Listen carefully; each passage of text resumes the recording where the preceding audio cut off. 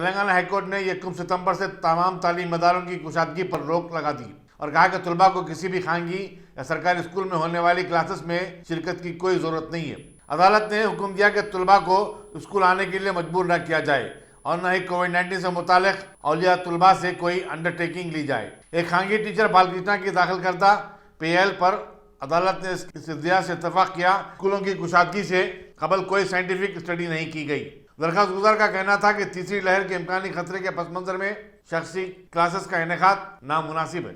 इसी दौरान हुकूमत की तरफ से जारी करदा एक जीओ में बताया गया कि गवर्नमेंट रेसिडेंशियल स्कूल जहां हॉस्टल की सहूलतें बंद रहेंगे। मजीद ये कि ऑनलाइन और ऑफलाइन क्लासेस के बारे में कोई फैसला करने का इन स्कूलों के इंतजामिया को अख्तियार दे दिया गया है। जीओ में मजीद कहा गया कि ऑफलाइन क्लासेस में शिरकत करने वाला कोई तालिब इल्म कोविड-19 से मुतासिर होता है तो इसके लिए इंतजामिया जिम्मेदार नहीं होगा। इसी दौरान Telangana parents association and child rights and safety के मोहम्मद आसिफ हुसैन सोहेल ने 1 सितंबर से स्कूलों की कुशादगी पर हाईकोर्ट की जानिब से रोक लगा दिए जाने का खैर मकदम किया। मीडिया से बातचीत करते उन्होंने कहा कि औलिया तलबा की तंजीम ने 5000 से जायद औलिया तलबा की दस्तखतों के साथ हाईकोर्ट में इस ज़मन में रिट दरख्वास्त दायर की थी। उनका मानना है कि स्कूलों की कुशादगी से कबल तलबा के लिए सेहतमंदाना माहौल फराहम करना बेहद ज़रूरी है। तेलंगाना हाईकोर्ट का आज इंटरिम रिलीफ ऑर्डर का हम खैर मकदम करते हैं, जिसमें क्लियरली वाजे किया गया है गवर्नमेंट को कि पेरेंट्स को और स्कूल्स को फोर्स नहीं किया जाएगा फिजिकल एजुकेशन के लिए। ऑनलाइन एजुकेशन का भी ऑप्शन रखा जाएगा। कंसर्न फॉर्म के लिए फोर्स किया नहीं जाएगा, उसकी मनाहियत की गई है। और बच्चों की सेफ्टी मेजर्स के लिए क्या इक़दाम ले रही हुकूमत, उस पर रिपोर्ट सबमिट करने के लिए कहा गया है। और तेलंगाना पेरेंट्स एसोसिएशन की जानिब से change.org पे एक पिटिशन रन किया गया, जिसमें हज़ारों की तादाद में लोग जुड़े और इसमें क्लियरली बताया गया कि स्कूल नहीं भेजेंगे बच्चों को जब तक वैक्सीनेशन बच्चों की नहीं आएगी। हम थर्ड वेव की तरफ रुजू कर रहे हैं अभी, और हम ये पिटीशन को लेते हुए एनसीपीसीआर को भी अप्रोच होंगे और ऑनरेबल हाई कोर्ट का हम शुक्रिया अदा कर रहे हैं माँ बाप की तकलीफ को समझे और माँ बाप की आवाज़ सुनने के लिए। मेरा नाम मोहम्मद अली हुसैन है। मैं 5th स्टैंडर्ड में पढ़ता हूँ और मैं स्कूल को नहीं जाऊँगा जब तक मेरा वैक्सीनेशन कंप्लीट नहीं होगा। और मैं तेलंगाना हुकूमत के ऑर्डर, स्कूल खोलने के ऑर्डर की मजम्मत करता हूँ। तहरीक मुस्लिम शब्बान के सदर मुश्ताक मलिक ने सदर रियासती बीजेपी बंडी संजय के प्रजा संग्राम यात्रा के दौरान लगाए गए इश्तियाल अंगेज नारों की मजम्मत की और कहा कि तेलंगाना हुकूमत को चाहिए कि वो फिरका परस्ती के खिलाफ सख्त इकदाम करे। मीडिया से बातचीत करते हुए उन्होंने मजीद कहा कि तारीखी चार मीनार के दामन में हफ्ते को यात्रा के आगाज के मौके पर जो नारे लगाए गए या तकारीर की गई वो आरएसएस के एजेंडे का हिस्सा है, जिसे रियासत के अवाम और सेकुलर जहन तंजीमें बर्दाश्त नहीं कर सकती। मुश्ताक मलिक ने बीजेपी पर रियासत और मुल्क भर में माहौल को जहर आलूद करने का भी इल्जाम आयद किया। बिस्मिल्लाहिर्रहमानिर्रहीम। अभी 2 दिन कबल भारतीय जनता पार्टी के सदर की पदयात्रा रियासत तेलंगाना में शुरू हुई है और उसका आगाज़ चार मीनार के दामन से किया गया। किसी भी सियासी जमात को अपनी बात रखने का यकीनी तौर पर इख्तियार है और कोई भी कैंपेन चलाने का इख्तियार हर ऑर्गेनाइजेशन को इस मुल्क में है, चाहे वो सियासी हो या समाजी हो। लेकिन जिस तरह से ये पदयात्रा शुरू की गई है वो इंतहाई तशवीशनाक बात है। भारतीय जनता पार्टी हम सब जानते हैं कि आरएसएस की पॉलिटिकल विंग है और आरएसएस की आइडियोलॉजी बहरहाल जिस तरह की है कि इस मुल्क में मुल्क की सबसे बड़ी अक़लियत मुसलमानों को समझिए कि बहरहाल सेकंड दर्जे का सिटीज़न बना दिया जाए और मुसलमानों के हुकूक़ को सल्ब कर लिया जाए, मुसलमानों की दिल आज़ारी की जाए। बल्कि यहाँ तक कि अगर मैं कहूँ कि बेंच ऑफ थॉट जो गुरु गोलवालकर की है, उस बेंच ऑफ थॉट का अगर आप मुताला करते हैं तो बेंच ऑफ थॉट में एक बात क्लियर है कि मुसलमानों को इस मुल्क में बर्दाश्त नहीं किया जाएगा। ये बात वाज़ेह तौर पर लिखी हुई है। हत्ता के आरएसएस की आइडियालॉजी और उनके समझिए कि जो फाउंडर्स हैं उनकी आइडियालॉजी को आप पढ़ेंगे तो मसाजिद को उन्होंने भारत माता के सीने पर बोझ करार दिया है। अब यहाँ जो समझिए कि बंडी संजय की यात्रा शुरू हुई, इस यात्रा में बहरहाल जिस किस्म के नारे लगाए गए, जिस किस्म की समझिए बातें की गई, जिस किस्म की तकारीर की गई, वो नाकाबिले समझिए कि बर्दाश्त है। और तेलंगाना हुकूमत अगर फ़िरका परस्ती का हकीकी माना में मुकाबला करना चाहती है और तेलंगाना को सेकुलर रखना चाहती है, तो हुकूमत की ये जिम्मेदारी है कि वो फ़िरका परस्ती के ख़िलाफ़। हिमायत सागर में पानी की सतह भरने के साथ ही Hyderabad metropolitan water supply and sewerage board HMWS&SB ने मंगल के रोज आबई ज़खायर के 2 दरवाजे खोल दिए हैं। HMWS&SB रिकॉर्ड के मुताबिक सुबह 11 बजे तक हिमायत सागर में पानी की सतह 1763.15 फुट रिकॉर्ड की गई, जबकि FTL 1763.50 फुट है। रियासत में जो बारिश हो रही है, इसके नतीजे में हिमायत सागर में भारी पानी जमा हुआ है और सुबह 11 बजे तक आमद 2000 क्यूसिक रह गई है। HMWS&SB के साथ महकमे revenue, greater Hyderabad municipal corporation और पुलिस ने नसबी इलाकों में लोगों को अलर्ट किया। HMWS&SB ने रेड अलर्ट भी जारी किया जब पानी की सतह 1762.75 फुट तक पहुंच गई और जब पानी की सतह 1763 फुट तक पहुंच गई तो 2 दरवाजे खोल दिए गए। ज़खायर की गुंजाइश 2.97 TMC है और मंगल की सुबह तक पानी की सतह 2.837 TMC रह गई। स्पा सेंटर की आड़ में सेक्स रैकेट हुआ बेनकाब, 6 लोग गिरफ्तार। Commissioners task force west zone ने एक इतला पर बंजारा हिल्स के इलाके ज़रानगर रोड नंबर 10 पर VN ब्यूटी स्पा सेंटर पर रेड की और वहां पर स्पा सेंटर की आड़ में जिस्म फरोशी कारोबार करने वाले 4 खवातीन, स्पा सेंटर के ओनर और वहां के मैनेजर को किया गिरफ्तार और उनके कब्जे से 5,800 रुपये नगद, 6 सेलफोन्स और कॉन्डम्स के पैकेट्स को किया जब्त और आगे की कार्रवाई के लिए बंजारा हिल्स पुलिस के हवाले कर दिया है।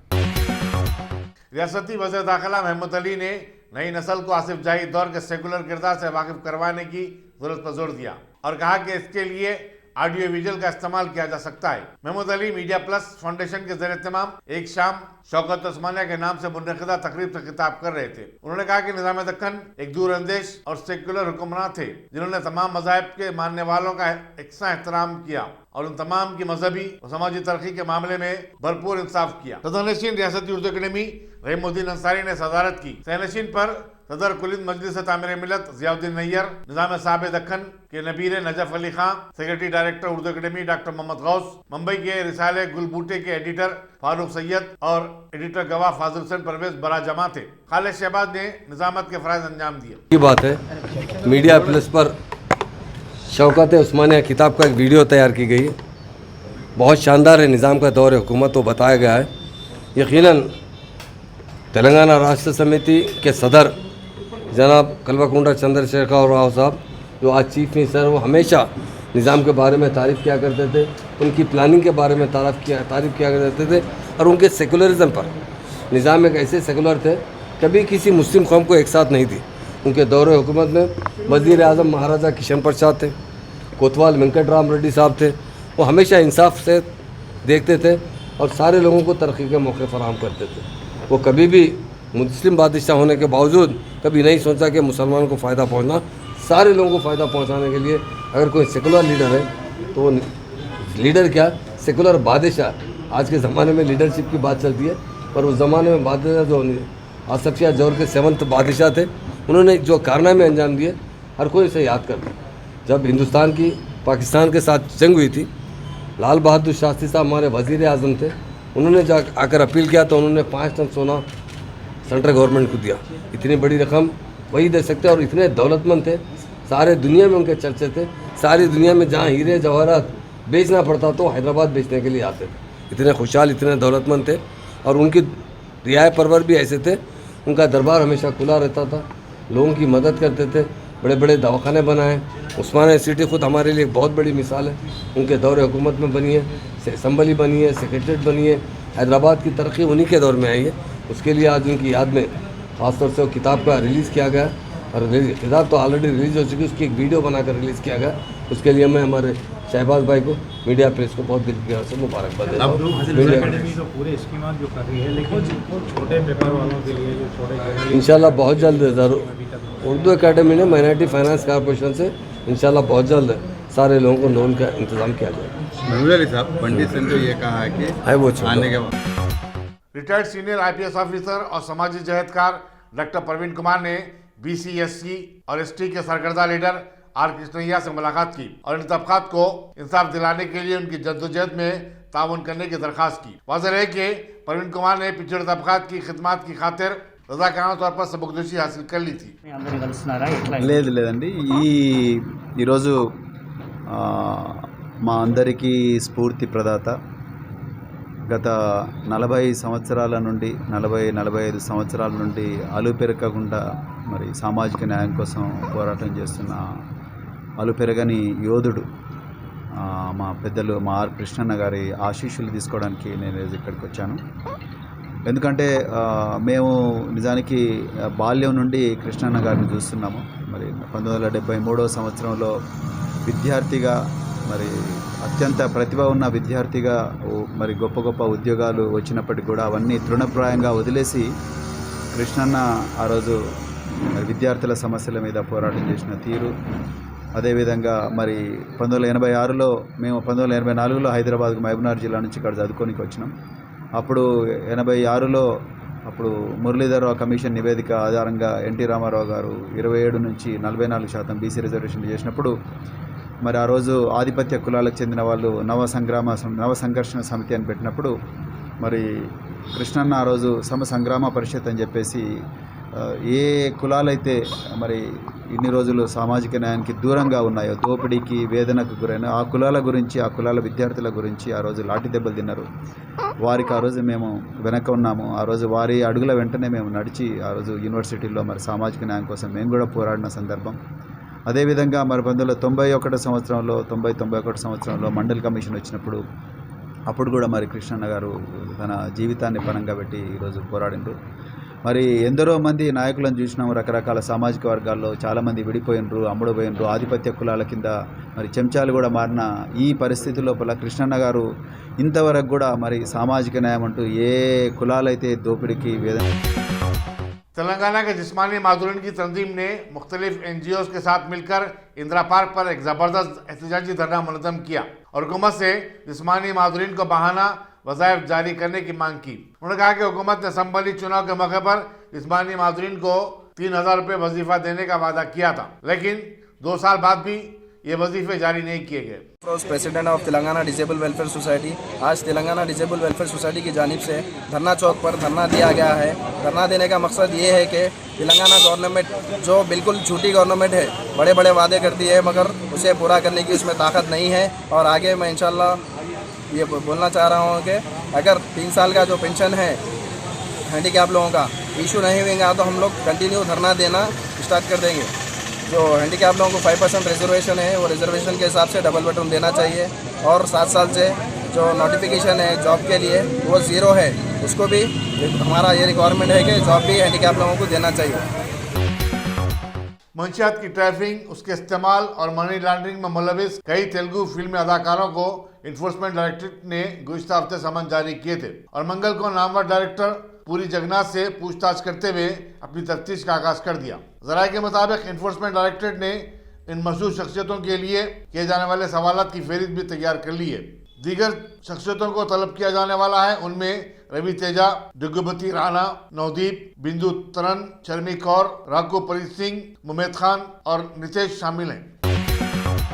कामारेड्डी के मोहल्ले बरकतपुर में एक नामालूम शख्स ने किसी तेजधारी हथियार से एक खातून निशात फिरदौस का गला काट दिया। पुलिस के मुताबिक 2 नामालूम अफराद जो अपना चेहरा ढांके हुए थे घर में दाखिल हुए और इस खातून पर हमला कर दिया, जबकि वो बर्तन धोने में मसरूफ थी। पुलिस के आलादारों ने मकाम वाक़ा का मुआयना किया और खातियों की तलाश शुरू कर दी गई है। నేను కామారెడ్డి డిఎస్పి ఈరోజు ఉదయం 8 గంటల ప్రాంతంలో మాకు ఫోన్ వచ్చింది. ఈ బర్కత్పురాలో నిషాద్ ఫిర్దోస్ అనే గృహిణిని ఎవరో గొంతు కోసి పరారైనారనేది ప్రాథమిక సమాచారం. ఆ ప్రాథమిక సమాచారం మీద మా CI Madhu and SI Ramulu వెంబటే వెళ్ళేసరికి వాళ్ళ మామగారు అమ్మాయిని హాస్పిటల్ తీసుకొని వచ్చిండు. హాస్పిటల్ తీసుకొని వస్తే అమ్మాయిని ఏమైందని అడిగితే ఇట్లా నేను బయట అంట్లు తోముతున్నాను, గుర్తు తెలియని వ్యక్తి వచ్చి నాకు గొంతు కోసినాడని ఆమె చెప్పింది. సరే ఈ అమ్మాయికి మెరుగైన ట్రీట్మెంట్ చేయించండి అని వాళ్ళ మామగారు చెప్పి మా ఎస్ఐ గారు అక్కడ స్పాట్కి పోతే బర్కత్పురాలో ఇల్లు మొత్తం అక్కడ పరిశోధన చేయడం జరిగింది. మన పరిశోధనలో భాగంగా క్లూస్ టీమ్ని తెప్పించినాం, డాగ్ స్క్వాడ్ని తెప్పించినాం. క్లూస్ టీమ్ డాగ్ స్క్వాడ్ కూడా అక్కడ వచ్చి అక్కడ పరిశీలించడం జరిగింది. అసలు ఈ ఫ్యామిలీ బ్యాక్గ్రౌండ్ మనం తెలుసుకున్నప్పుడు ఈ పాపకు ఈమెది native Malapalli of Nizamabad town. అక్కడి నుంచి ఈమెకు ఇక్కడ మన కామారెడ్డికి 2020 డిసెంబర్ 11 నాడు పెళ్ళయింది. ఆ పెళ్ళైన తర్వాత ఒక కొద్ది రోజులు మంచిగానే ఉన్నారు. ఒక 2 months క్రితం ఈ పాప ఇప్పుడేమో ఇంటి ముందు ఒక 2 months క్రితం ఇంటి వెనకాల ఇట్లా సుంతి మెడకు వేసి ఆడ పడిపోయిందంట. ఏందని వీళ్ళు వాళ్ళ భర్త వాళ్ళ మామ ముగ్గురే ఉంటారు, వాళ్ళ ఇంట్లో భర్త మామ ఈ పాప ముగ్గురే ఉంటారు. ఏమైందని అడిగేసరికి నన్ను ఎవరో వచ్చి గొంతుకు ఈ తాడు కట్టి మన సుంతి గుంజి చంపడానికి ప్రయత్నించారని చెప్పిందంట. ఆ సందర్భంలో కూడా అమ్మాయి తల్లిదండ్రులు పిలిపించి అప్పుడు విచారణ చేసుకొని ఇది ఈమె చేసుకున్నది అనే విధంగా వాళ్ళు మాట్లాడుకొని పోవడం జరిగిందంట. మళ్ళీ ఈరోజు ఎర్లీ మార్నింగ్ ఈ గొంతు కోసిరు అనేది ఒక సమాచారం వచ్చింది. అందుకని ఇప్పుడు గొంతు కోయడం అనే దాని మీద మనం పరిశోధన అనేది డెప్త్గా క్లియర్గా చేస్తున్నాం. ఆ గల్లీలో సీసీ కెమెరాలు పరిశోధిస్తున్నాం. అంటే ఇంటి చుట్టూ పారిగోడ ఉంది. ఇప్పుడు ఇది వర్షాకాలం కాబట్టి ఒకవేళ పారిగోడ ఎవరైనా దూకి రావాలన్నా అక్కడ బురద కాళ్ళతో సిమ్టమ్స్ అవన్నీ అంటే మైన్యూట్గా మేము దాన్ని పరిశోధన చేస్తున్నాం. ఈ కేసు ఫైనలైజేషన్ అయినప్పుడు మళ్ళీ ప్రెస్ ముందుకు వచ్చి చెప్తాం. కానీ పరిశోధన మాత్రం అన్ని కోణాల్లో ఫ్యామిలీ ప్రాబ్లమ్సా లేకుంటే ఆమె పర్సనల్ ప్రాబ్లమ్సా లేకుంటే థర్డ్ పర్సన్ ఎవరైనా వచ్చి కోసినారా అనే ఒక 3-4 కోణాలలో ఈ కేసుని పరిశోధన చేయడం జరుగుతుంది. जलपल्ली म्यूनसिपैलिटी के अमले ने बालापुर रॉयल कॉलोनी में बिना किसी नोटिस के घर की दीवार को मुनज़्ज़म कर दिया। बल्दिया की इस अचानक कार्रवाई से मकीन परेशान हो गए और उन्होंने बल्दी अहदेदारों पर अपनी सख्त बरहमी का भी इज़हार किया। रहमतुल्लाहि व बरकातुहू जो कमिश्नर जीएमसी जलपल्ली वालों का यह जुल्म जो चल रहा है लैंड ग्राफरों के प्रेशर में आकर, जिसकी रजिस्ट्रेशन प्लाटों को आकर रोड है बोल के तोड़ देने का, इनको क्या पावर्स है, इनको क्या हक है जो वेरीफाई नहीं कर आके लोग तोड़ देने का बिना नोटिस के कैसा तोड़ सकते हैं? कानून भी कोई चीज़ होता, कंटेम्प्ट ऑफ कोर्ट करने का इनको क्या हक है? जबकि ऑलरेडी कोर्ट में चल रहा हमारा केस, फिर इन्होंने आके हमारी ज़मीन, इनको प्रूफ पहले तो रोड बताना चाहिए था हमारे को। इनकी ज़मीन है या मोहल्ले वालों की ज़मीन है, इन्होंने अपना प्रूफ लेवट पेश करना चाहिए था पब्लिक में आके। ये नहीं करके बाहुबलियों के दबाव में आकर, इन्होंने प्रेशर में आकर पैसे खाकर हमारी जो प्रॉपर्टी को आगे डैमेज करने का इनको क्या हक है, क्या अख्तियार रखते हैं लोग?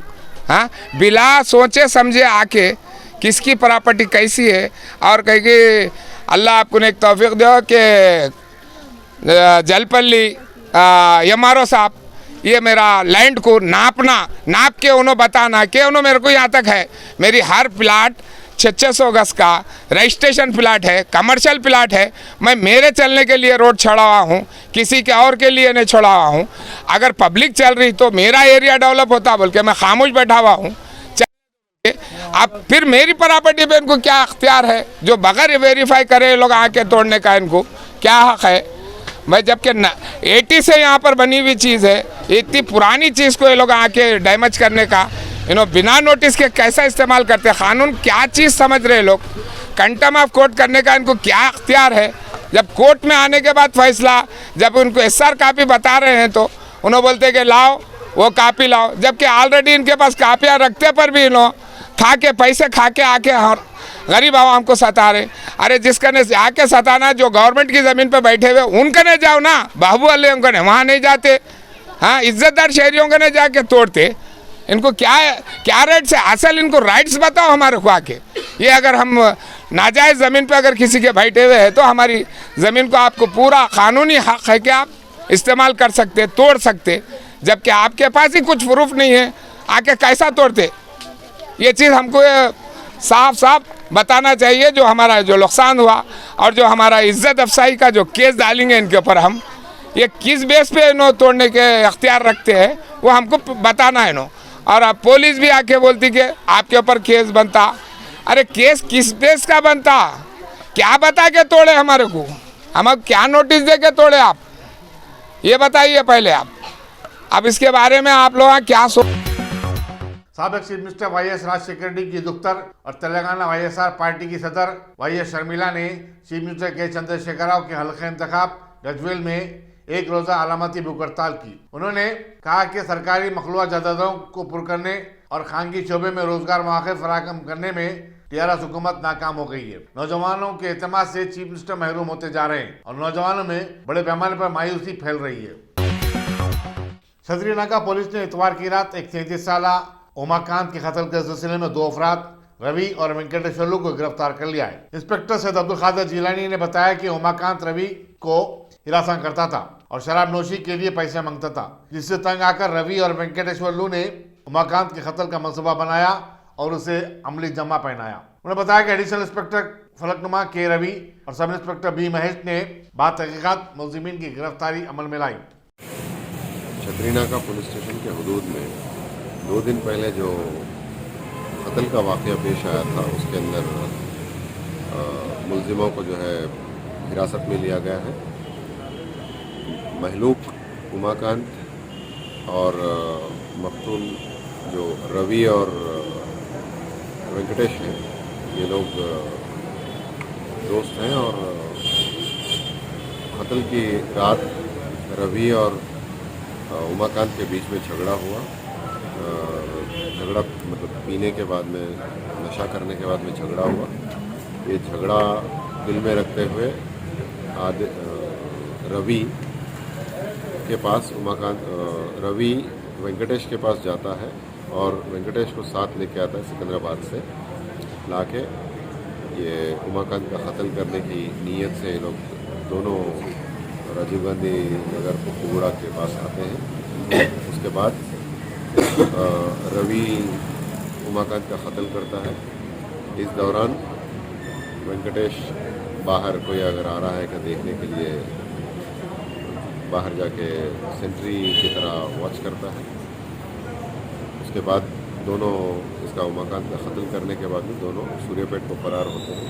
उसके बाद में आज सुबह इनको इनके घर से, राजीव गांधी नगर के घर से इनको पकड़ा गया और ये दोनों अपना जुर्म कबूल कर लिए और इनको आज अदालती तहवील में पेश किया जा रहा है। कत्ल करने की वजह कत्ल करने की वजह सिर्फ नशा करना और एक के ऊपर एक बड़े बड़े बातें करना, एक के ऊपर एक गाली गलौज करना, उसकी वजह से कत्ल। राजेंद्र नगर के बदवेल इलाके में एक तेज रफ्तार कार के ऑटो को टक्कर देने की वजह से एक शख्स गोपाल शदीद जख्मी हो गया। इस हादसे में जो पीर की रात को पेश आया था, कार और ऑटो दोनों को जबरदस्त नुकसान पहुंचा। बताया जाता है कि कार में 5 अफराद सवार थे। इंस्पेक्टर पुलिस राजेंद्र नगर खनकैया ने एक मुकदमा दर्ज किया और तहकीकात का आगाज कर दिया। ఈరోజు రాత్రి అంతా 9 గంటల సమయంలో బుద్వేల్ ఫిల్టర్ దాటిన తర్వాత ఏపీ 13H TH13H 91 నెంబర్ గల కారు, డిజైర్ కారు, ఇందులో ప్రయాణిస్తున్న వ్యక్తి గోపాల్ ఏడీగా పనిచేస్తాడు సిద్దిపేట నందు. ఇతను డ్యూటీ ముగించుకొని అత్తాపూర్ తన ఇంటికి వస్తుండగా ఈ ఫిల్టర్ దాటిన తర్వాత రోడ్డు పక్కన ఒక ఆటో వద్ద 5 పిల్లలు నిలబడి మాట్లాడుకుంటుంటే అతను ర్యాష్ అండ్ నెగ్లిజెన్స్గా నడుపుతూ వచ్చి వాళ్ళకి టక్కర్ ఇవ్వడం జరిగింది. అందులో గణేష్ అని అతనికి సీరియస్గా ఉంది. వాళ్ళందరినీ కూడా ఒకటిన హాస్పిటల్ తరలించడం జరిగింది. ఈ గణేష్ అని అతను ఎవరికైతే సీరియస్ ఉందో అతను మైత్రి హాస్పిటల్ చికిత్స పొందుతూ ఉన్నాడు. వాళ్ళు తల్లిదండ్రులు ఇచ్చిన పిటిషన్ ఆధారంగా కేసు నమోదు చేసి ఇన్వెస్టిగేట్ చేయడం జరుగుతుంది. కార్ డ్రైవర్ కొరకు మనం డ్రంక్ అండ్ టెస్ట్ చేయడం జరిగింది. అతనికి 0% ఆల్కహాల్ వచ్చింది. వాళ్ళ ఫ్యామిలీ మెంబర్స్తో మాట్లాడినట్లయితే అతనికి హెల్త్ ప్రాబ్లం ఉంది, ఫిట్స్ వస్తాయని అంటున్నారు. అది కూడా పూర్తిగా విచారణ చేపడతాం. जिले यादाद्री भोंगीर के राजापेट मंडल की एक नदी में 2 लड़कियां गरकाब हो गईं और पुलिस सरगर्मी के साथ इन दोनों की तलाश की मुहिम चला रही है। पुलिस के मुताबिक यह वाकया पीर को उस वक्त पेश आया जब ये दोनों लड़कियां 2 व्हीलर पर नदी को पार करने की कोशिश कर रहे थे। वो किसी रिश्तेदार की शादी की तकरीब में शिरकत के लिए दूसरे गांव जा रहे थे। इन दोनों की शिनाख्त 25 साला सिंधुजा और 22 साला बिंदु केसे से की गई है। बाइक चलाने वाला प्रवीण कुमार जो तैराकी से वाकिफ था बचने में कामयाब हो गया। సింగిల్ డేలో సో కాబట్టి అక్కడ ఏదైతే ఏరియాలో ఇంత హెవీ రెయిన్ఫాల్ రికార్డ్ అవుతుందో ఆ ఏరియాలో కూడా ఈ కాజ్వేస్ చిన్న చిన్న వాగులు స్ట్రీమ్స్ ఉండే దగ్గర ఓవర్ఫ్లో అవుతుంది. అంటే కాజ్వే పై నుంచి ఒక 2 feet 3 feet వరకు ఇదవుతుంది. కాబట్టి ప్రజలందరూ కూడా ఎవరైతే ఈ క్రాస్ అవుతున్నారో వాళ్ళందరూ కూడా ఆలోచించాలి. ఎందుకంటే కొద్దిగా చిన్న మనకు 1 feet వాటర్ ఉన్నా కూడా స్ట్రీమ్ మామూలుగా ఫాస్ట్గా ఫ్లో అయితే కన్నా దాంతో కొట్టుకొని పోయే అవకాశం ఉంది. కాబట్టి ఈ విలేజర్స్ అందరూ కూడా ఎవరైతే సర్పంచెస్ ఉన్నారో లోకల్లో ఈ village secretaries as well as VRAs VROs plus police local police అందరూ కూడా కలిసి ఎక్కడ ఈ ఓవర్ఫ్లో ఉందన్నా కూడా ఇమ్మీడియట్గా మనకు ఇన్ఫర్మేషన్ ఇచ్చినట్టు అయితే ఆల్రెడీ మా పెట్రోల్ టీమ్స్ బ్లూ కోల్స్ అన్ని తిరుగుతున్నాయి. అపార్ట్ ఫ్రమ్ దట్ మనకు ఒక్కోసారి వర్షం పడినప్పుడు night all of a sudden ఆ ఏరియాలో ఫ్లో అవుతుంది. సో ఆ పాయింట్కి మనకు ఇన్ఫర్మేషన్ మెయిన్గా ఫస్ట్ ఇవ్వాల్సింది. ఎవరు చూసినా కూడా ఇట్స్ పోలీస్ కావచ్చు, లేకపోతే విలేజ్ సెక్రటరీస్ కావచ్చు, విఆర్ఎస్ కావచ్చు, లేకపోతే విలేజర్స్ కావచ్చు, ఎవరు చూసినా కూడా నియరెస్ట్ పోలీస్ స్టేషన్ మనకి ఇన్ఫర్మేషన్ ఇచ్చినట్టయితే దాన్ని వచ్చి మనం బ్యారికేడ్ చేసి ఆ ఫ్లో తగ్గేంత వరకు మనము అటు సైడ్ ఇటు సైడ్ కూడా మన పోలీస్ పర్సనల్ని పెట్టి విలేజ్ ఎవరిని ఇంకా కొంతమంది వాలంటీర్స్గా వచ్చిన వాళ్ళని విలేజర్స్ని కూడా పెట్టి మనం ప్రజల్ని క్రాస్ అవ్వకుండా చూస్తాము. సో ప్రజలు కూడా దీంతో సహకరించాలి. ఫస్ట్ ఇన్ఫర్మేషన్ అయితే లోకల్ పోలీస్కి ప్లస్ తహసీల్దార్ గారికి ఇచ్చినట్టయితే ఇమీడియట్గా మా వాళ్ళు అక్కడికి వచ్చి దాన్ని బ్యారికేడ్ చేసుకొని మనము లాస్ట్ सुप्रीम कोर्ट के चीफ जस्टिस एनवी रमना ने सुप्रीम कोर्ट के लिए नामजद 9 नए जजेस को हलफ दिलाया। इस तरह मुल्क की सबसे बड़ी अदालत में अब जजेस की तादाद 34 हो गई है। चीफ जस्टिस रमना और 4 जजेस पर मुश्तमिल कॉलेजियम ने इन जजेस के तकर्रुर की सिफारिश की थी और हुकूमत ने 26 अगस्त को इन नामों की मंजूरी दे दी थी। नए जजेस में AS Oka, justice Vikramnath, justice JK Maheshwari, justice Hema Kohli, justice BV Nagarathna, justice BV Ravi Kumar, justice MM Sundarshi, justice MM Sundaresh, justice B Trivedi और एडवोकेट PS नरसिम्हा शामिल हैं। जस्टिस PV नागारत्ना 2027 में मुल्क की पहली खातून चीफ जस्टिस बनेगी। विश्व हिंदू परिषद के साबिक जनरल सेक्रेटरी परवीन तुगाड़िया ने मुसलमानों की सबसे बड़ी इल्मी दरसगाह दारुल उलूम देवबंद को बंद करने और तबलीगी जमात के साथ साथ जमीयत उलमा हिंद पर पाबंदी लगाने का मुतालबा किया। मीडिया से बातचीत करते उन्होंने कहा कि तालिबान दारुल उलूम देवबंद के नजरिए की पैदावार है और तबलीगी जमात से वो काफ़ी मरूम है। उनका कहना था कि पाकिस्तान के तबलीगी मदरसों से 1 करोड़ मुसलमान तालिबान बने हैं और हिंदुस्तान में ऐसे मदरसों से 7 करोड़ अफराद फारग तहसील हुए। चुनाचे मुल्क को इनसे सबसे ज्यादा खतरा दरपेश है। आतंकवादियों को ट्रेनिंग शस्त्र देंगे, कश्मीर में आतंकवाद बढ़ सकता है। यह तालिबान पैदा हुए पाकिस्तान के तबलीग जमात के मदरसों में, भारत के हर गांव में, हर शहर में, मुंबई में तबलीग जमात, उनके मदरसे, उनकी मस्जिद, उनका मौलवी है। पाकिस्तान में तबलीग जमात के 1 करोड़ से कम लोग थे, उन्होंने 75,000 तालिबान पैदा किए। भारत में 7 करोड़ तबलीगी है, तो भारत का तालिबानीकरण का खतरा ज्यादा है। भारत सरकार को तालिबानों का विचार का केंद्र, आइडियोलॉजी का दारुल उलूम देवबंद, तबलीग जमात और जमायते उलेमाए हिंद तीनों पर तत्काल प्रतिबंध लगाना चाहिए। बस आप कुछ नहीं।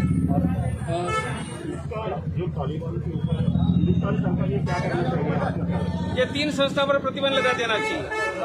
दारुल उलूम देवबंद, तबलीग जमात, जमायते उलेमाए हिंद, उनकी सभी मस्जिद मदरसे बंद करवा देना चाहिए और उसके सभी मौलवियों को गिरफ्तार करके जेल में भेज देना चाहिए, वरना भारत का तालिबानीकरण आतंकवादी घटना से भारत बच नहीं पाएगा।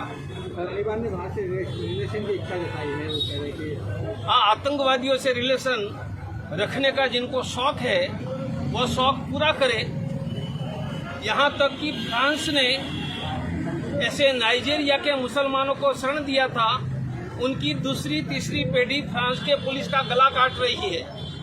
जिनको ये शौक है वो अपना गला कटवाए, हम तो नहीं कटवाएंगे। तोगड़े जी, जिस नरेंद्र मोदी जी देश के पंतप्रधान हैं, आपको विश्वास है इस स्थिति में वे पूरा नहीं होने देंगे?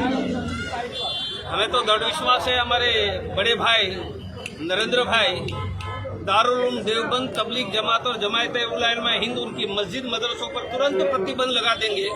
हमारा दृढ़ विश्वास नरेंद्र भाई पूरा करें। जिस तरह से महाराष्ट्र की स्थिति देखी जा रही है, आप यहाँ पे आए हुए हो, यहाँ की स्थिति बीजेपी वर्सेस अभी शिवसेना, जो दोनों हिंदुत्ववाद के मुद्दे पे एक जगह थे, अभी वो अलग हुए हैं, क्या कहेंगे स्थिति के बारे में? अरे मेरे भाई, बीजेपी शिवसेना वाला एक दूसरे के विरुद्ध बोलकर एक दूसरे का पब्लिसिटी का मार्केटिंग कर रहे हैं और पूरी दुनिया में, भारत में शिवसेना और भाजपा का नाम बड़ा कर देकर काम दोनों कर रहे हैं। इसलिए दोनों एक दूसरे को थैंक यू करके ₹100 पब्लिसिटी के लिए एक दूसरे को भेजते हैं। मुंबई महानगर पालिका चुनाव में क्या बजरंग दल के कार्यकर्ता खड़े होंगे चुनाव में? नहीं, कोई चुनाव में हम खड़े नहीं। तालिबान को पाकिस्तान का समर्थन है, इसलिए पाकिस्तानी जड़ से उतरना चाहिए आपको? अरे समर्थन नहीं, तालिबान पाकिस्तान में पैदा हुए, पाकिस्तान उनकी माँ है और दारुल उलूम देवबंद भारत का उसका बाप है। जिस तरह से अमरुल्लाह सालेह उपराष्ट्रपति हैं, माजी उपराष्ट्रपति अफगानिस्तान के, उन्होंने भी इस तरह से आरोप लगाया था कि तालिबान और पाकिस्तान और जो हक्कानी नेटवर्क है, इनका एक संबंध है, ये सच है, आरोप है। तो आपको क्या लगता है? ये बिल्कुल सच है। मैंने कहा ना, पाकिस्तान उनकी माँ है और दारुल उलूम उसका बाप है, दोनों की पैदाइश का नाम तालिबान है। किस तरह से अभी मतलब देश को अभी किस तरह से इस पूरे सुरक्षा के बारे में काम करना चाहिए, ऐसा आपको लग रहा है? एक ही रास्ता है, दारुल उलूम देवबंद तबलीग जमात जमायत उलमा हिंद, उनकी सभी मस्जिद मदरसे और मौलवी सब पर प्रतिबंध लगाया जाए। एक ही रास्ता है, वह करोगे तो भारत का तालिबानीकरण रुकेगा। आज मुंबई में आने का प्रयोजन क्या था? मैं मेरे कार्यकर्ता को 4-5 बातें समझाने वाला हूँ।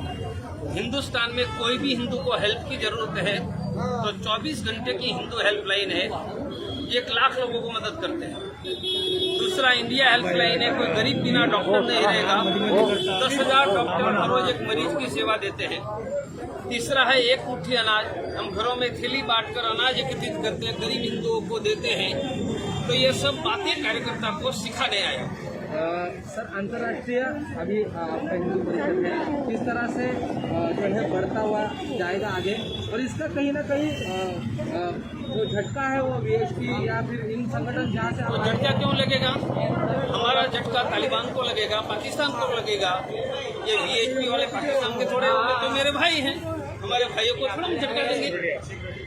आगे अभी क्या प्रयोजन है आगे एएफसी का? क्या अब तो हिंदू ही आगे। धन्यवाद। मुल्क में गुज़श्ता 24 घंटे के दौरान कोविड-19 के 30,941 केसेस सामने आए, जबकि इसी मुद्दत में 350 नई अमवात हुई हैं। मरकजी वज़ारत सेहत का कहना है कि एक दिन के दौरान ये 5,000 केसेस का इजाफा है। काबुल के हामिद करज़ई इंटरनेशनल एयरपोर्ट से अमरीकी फौजी तैयारे की आखिरी परवाज के साथ अमेरिका ने अफगानिस्तान में 20 साल से जारी अपनी जंग के खात्मे का ऐलान कर दिया है। अफगानिस्तान पर काबिज तालिबान ने अमरीकी फौज को 31 अगस्त तक मुकम्मल तखलिए की हिदायत दी थी। अमरीकी मरीन कॉर्प्स के कमांडर जनरल फ्रैंक मैकेंजी ने बताया कि अफगानिस्तान में अब एक भी अमरीकी सिपाही मौजूद नहीं है। वाज़ेह है कि तालिबान ने 15 अगस्त को अफगानिस्तान पर मुकम्मल कब्जा कर लिया था और उस वक्त अफगानी सदर अशरफ गनी मुल्क से फरार हो गए थे। मजीद ये कि अमेरिका की तरबियत याफ्ता 3 लाख अफगानी फौज ने तालिबान के सामने हथियार डाल दिए थे। दूसरी तरफ तालिबान ने अफगानिस्तान से अमरीकी अफवाज के तखलिए का खैर मकदम किया और कहा कि तमाम बैरूनी अफवाज के चले जाने के बाद अब यह सरजमीन पाक हो गई है।